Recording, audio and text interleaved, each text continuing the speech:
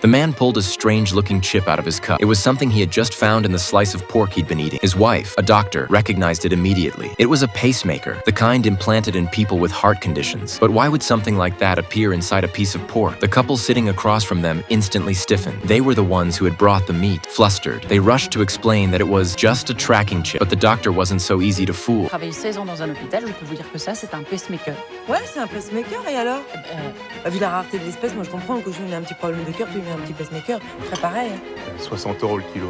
A pig worth tens of thousands of euros, fitted with a pacemaker because it had heart disease. Maybe they believed the explanation, or maybe the alternative was simply too absurd to consider. Either way, they didn't dwell on it. But what they didn't know was that the absurd explanation was actually the truth. Vincent and Sophie had been running a butcher shop because they insisted on selling only high-quality meat. At high cost and low profit, the business struggled. To make things worse, animal rights activists frequently came to the shop to cause trouble. They splashed red paint everywhere, ruining both the customers and the meat. This was already the third time that month. And since the attackers always wore masks, calling the police never helped. Furious and at his limit, Vincent lunged at one straggler, slammed him to the ground, and tore off his mask, finally seeing the man's face. But before Vincent could do anything else, the activist's companions returned and knocked him to the floor.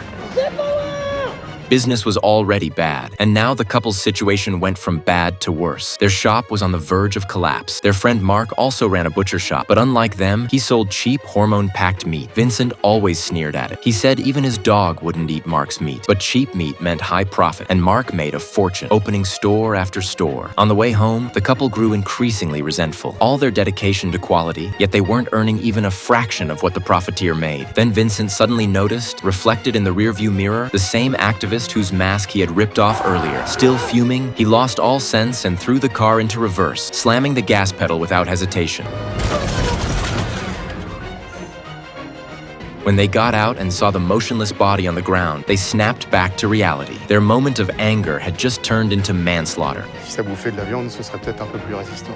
But it was too late for excuses. Reporting it to the police was out of the question. And since they often watched true crime shows, an evil idea began to take shape.